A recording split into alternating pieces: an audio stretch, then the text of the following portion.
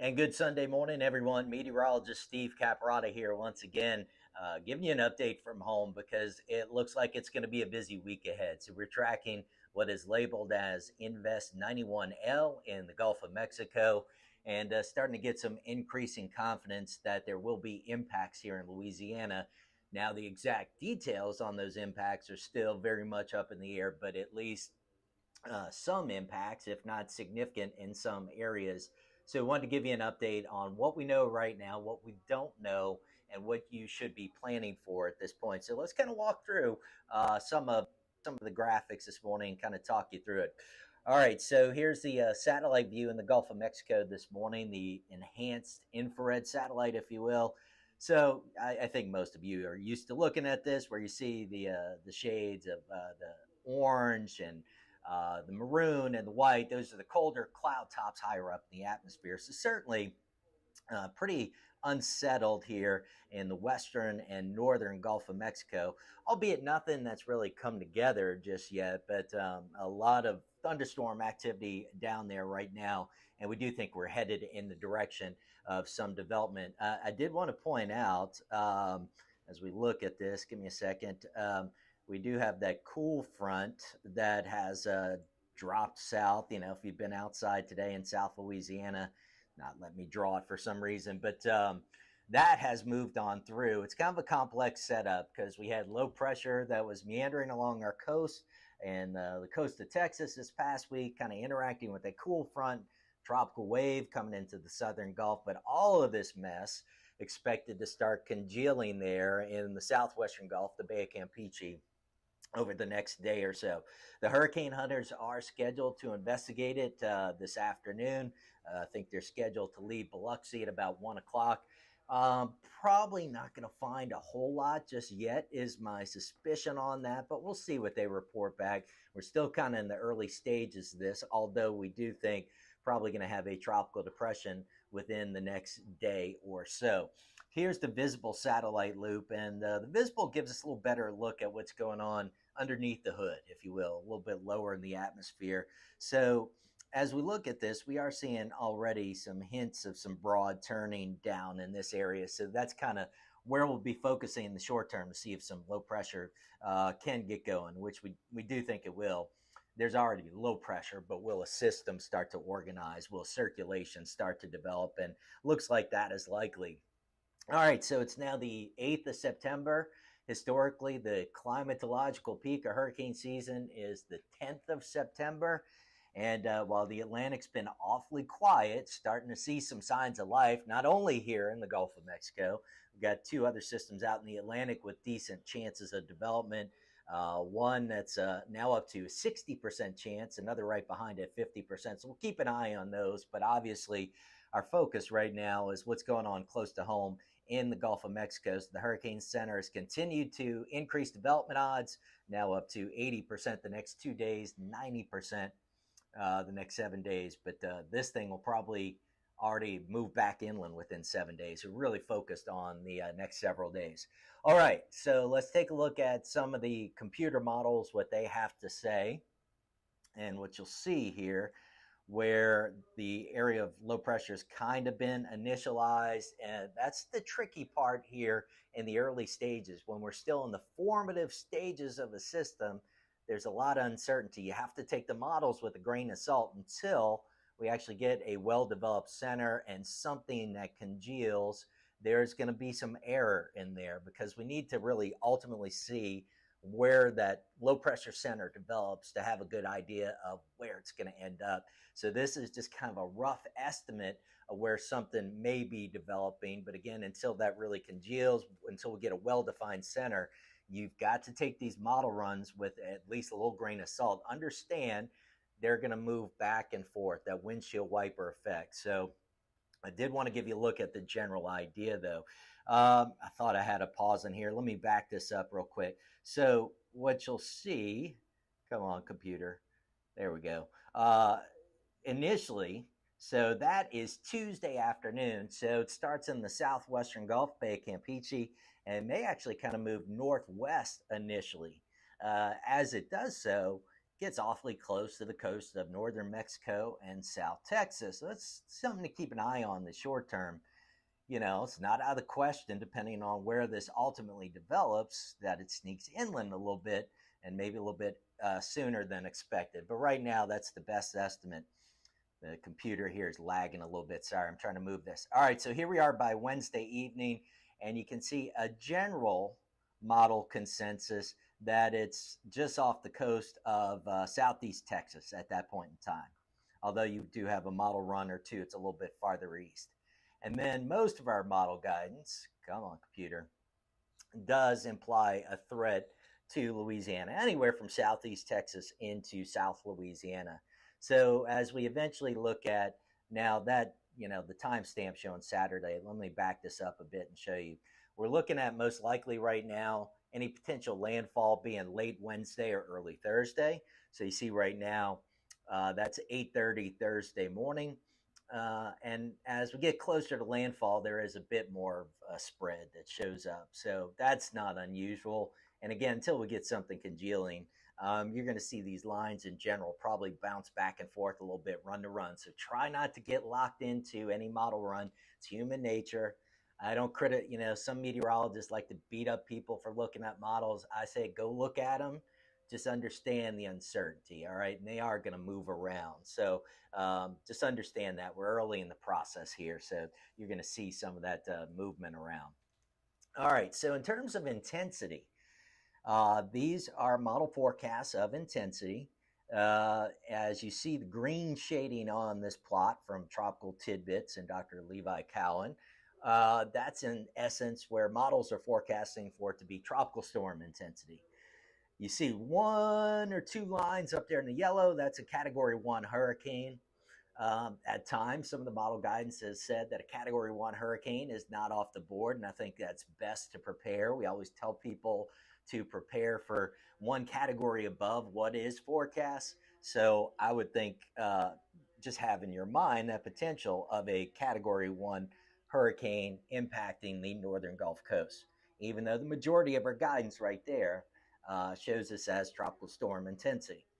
So if we do get a tropical storm, which appears to be a pretty good bet at this time, Francine is the next name up. So that's what we'll be looking for.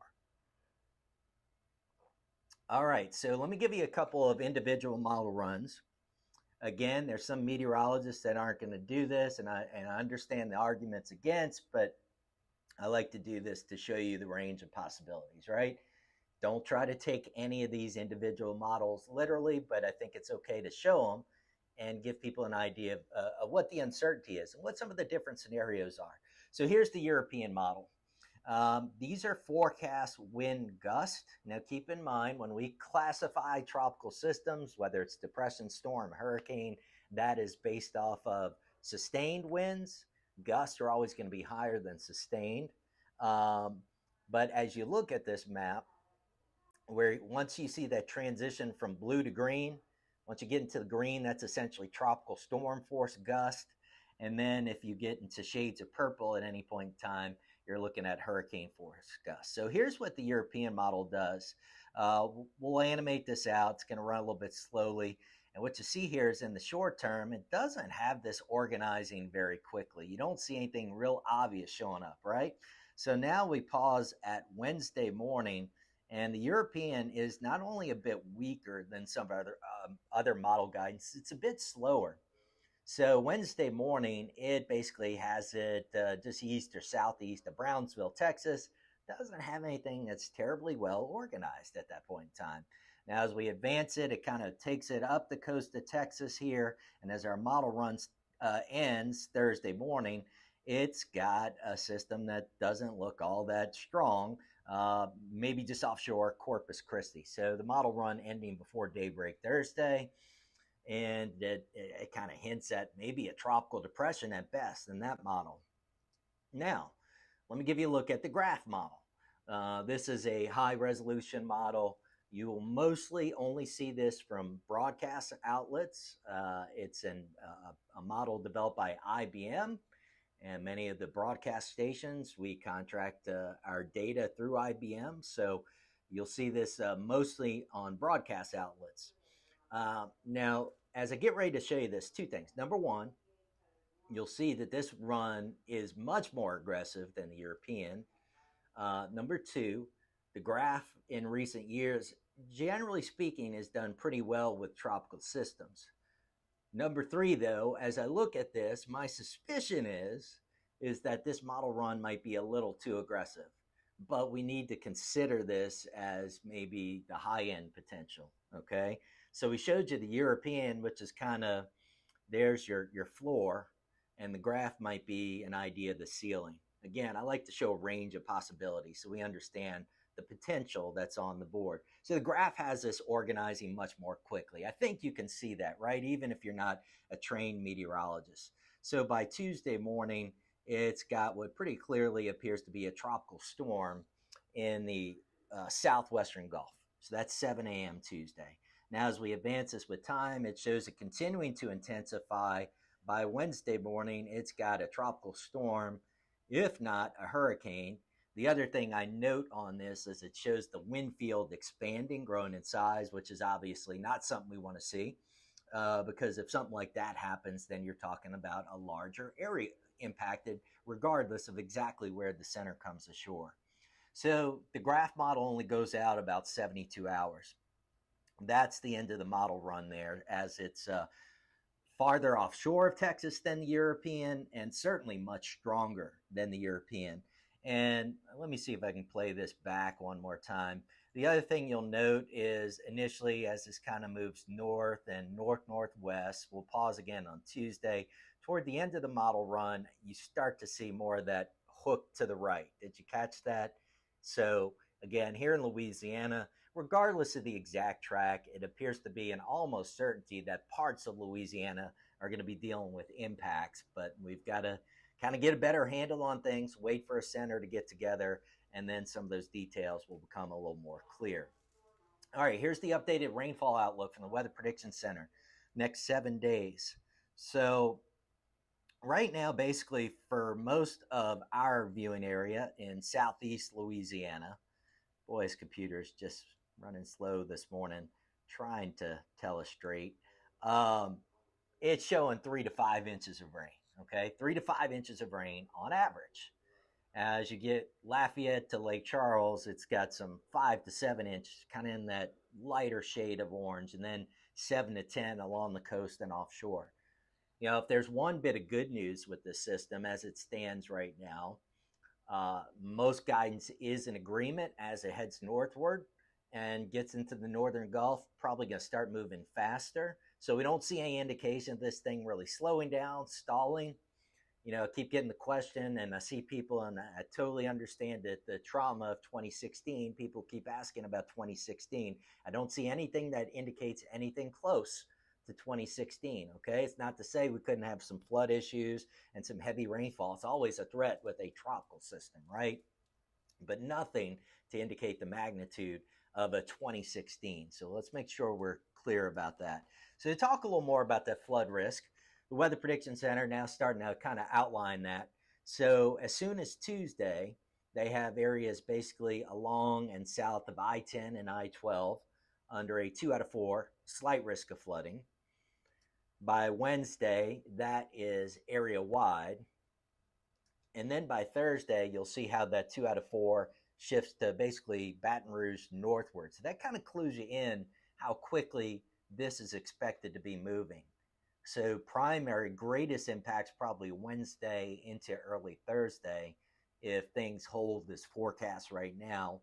And then things potentially improving pretty quickly through the day on Thursday as it lifts northward and inland. Again, that's one of the encouraging signs is that the forward speed looks to be pretty healthy as this approaches the Gulf Coast. All right, so let's talk about what's going to be steering this. I got into this a little bit yesterday, but let's talk about it again. A key factor here is going to be this ridge of high pressure that is currently centered over the western Atlantic. So watch the trend with that high pressure. It builds westward into the Gulf of Mexico. So here we are on Monday, and you know we've got some streamlines on this graphic, but remembering that the flow around high pressure is clockwise, you see what's going on there, right? So in the western Gulf, essentially the steering flow is south to north around that area of high pressure. That's why anything that's there in the western or southwestern Gulf is going to tend to want to move northward. And then as we get to Tuesday, that high pressure center still over the eastern Gulf. And let me point out something real quick. It's subtle.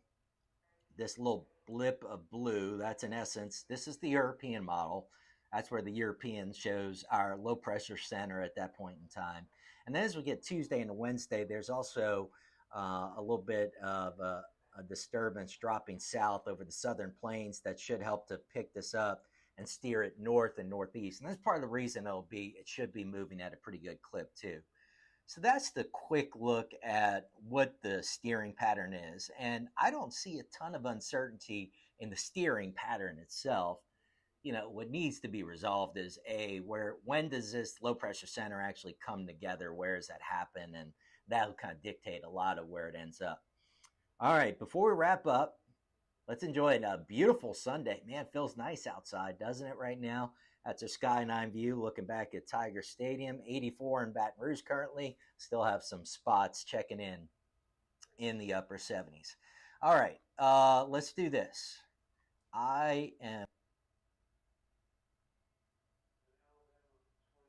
up real quick.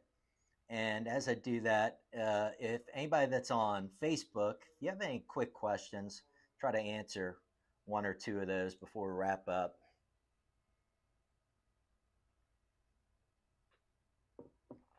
I was trying to give you an update before those of you that want to go watch the Saints game here starting at noon. You can see I got my Saints gear on.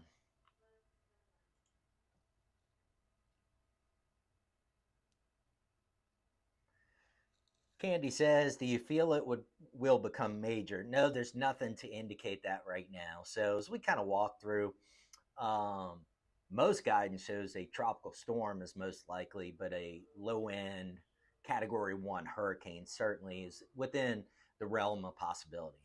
That's the best estimate right now. Brittany asked, can we expect school closures? As parents, I would say have that thought in your head. There's nothing announced on that. I wouldn't expect anything announced for the next couple of days. But if this plays out as it looks like it will, maybe in that Wednesday, Thursday time frame, might be looking at some closures. We'll see. But I'd be ready for that as a parent. Why do we use European models in North America? All right, fair question. So we use all sorts of model guidance. European Center for Meteorology, they produce what we call the European model. The GFS model is produced here in America, but we look at one called the UK Met, which is produced in the UK.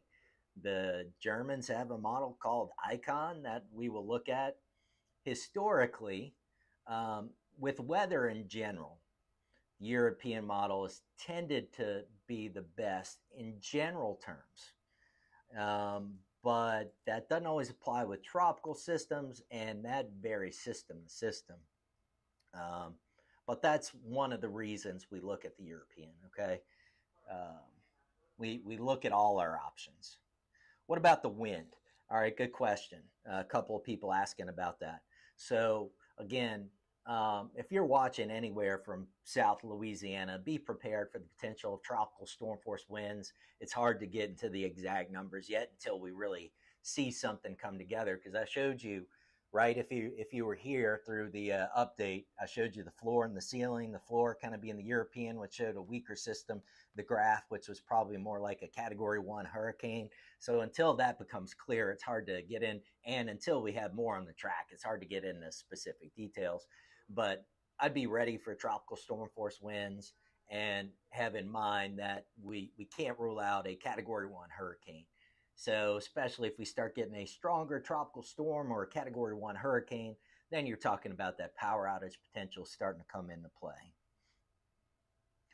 Where's expected landfall? Again, there's a range. We're looking anywhere from southeast Texas into South Louisiana. I know human nature is we want details, we want exact, but I'm not gonna try to be more precise than we can at this point. We just can't, because we don't even have a real well organized area of low pressure to develop yet. All right, here's one thing. Let me point this out. This is one thing I wanted to mention. I think there's a decent chance later today or tonight this will be labeled as a potential tropical cyclone. So we've been doing this for several years. The Hurricane Center has. Some of you have probably seen it. In essence, they will do that when a system really hasn't hit the criteria yet to be deemed a tropical depression or storm, but they think it's likely to happen. The reason they do that is it gives them the ability to issue watches and warnings. And given that this could very well impact northern Mexico and Texas as a depression or storm within the next couple of days, I think they're going to want to start advisories on a potential tropical cyclone, potentially later today or tonight. When that happens, we will get a forecast track from the Hurricane Center. So that's something you can look out for later today, and we'll be posting that obviously. Yeah, I see a couple of people asking about timeline. Looks like some folks kind of answered that for me. Thank you. So yeah, we're looking primary impacts Wednesday and the Thursday, although some rain arriving as soon as Tuesday.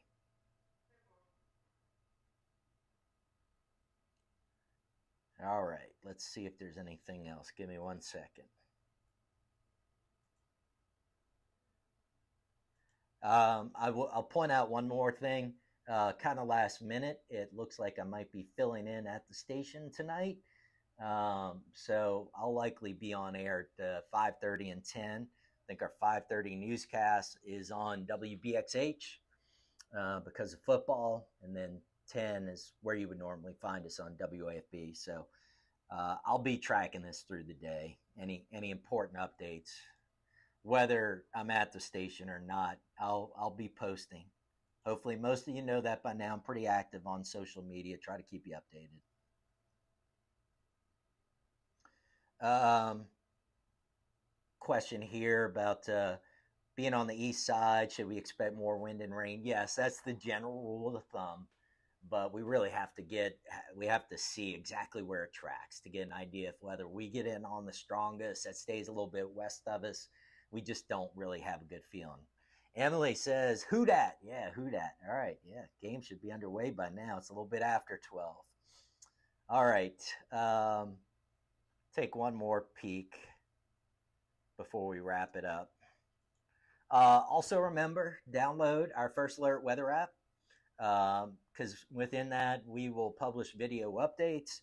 There's also, when you go to the radar tab, there's a tropical tracks layer you can turn on once we do start getting advisories on this, which appears to be just about a certainty. Joseph, okay, two good questions here. Joseph asking any impacts in coastal Mississippi. Right now, Joseph, I think two things to watch in coastal Mississippi. One would be some locally heavy rainfall, but maybe more so the tornado threat. Tropical systems, landfalling tropical systems often have a tornado threat with them, and that greatest tornado threat can be a bit removed from the center itself. So that'd be one thing to watch. And that kind of follows up on there's a question below from William. Could there be tornadoes? Yeah, I forgot to get into that, but that's always a threat with tropical systems. I did check in on the Storm Prediction Center outlook. They're not yet highlighting a severe weather threat. I think that'll change.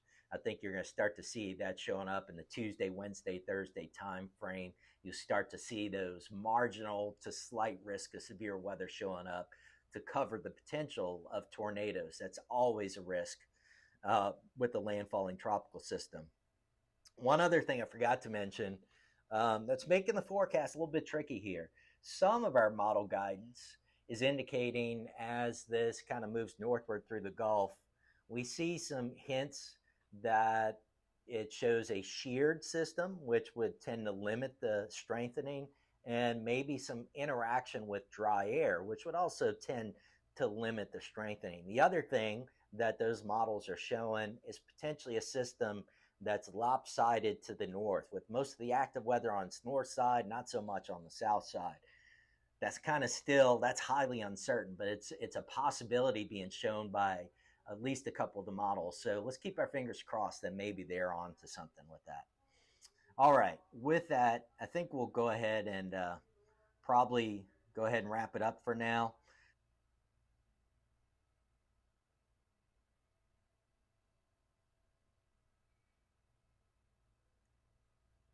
Sorry, hit the wrong graphic.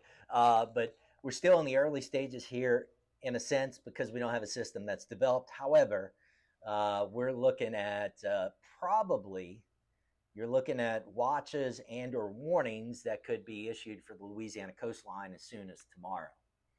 So this is going to start to evolve pretty quickly. So be ready for it. So make sure you got your hurricane plan in place. You know, all the usual stuff. Make sure you got batteries, flashlights. If you got a generator, today is a good day to maybe fire it up and test it out. Make sure you don't have any issues. Those sorts of things. But other than that, we'll go ahead and wrap it up. We'll be bringing you updates again, more on air tonight at 5:30 and 10. See you then.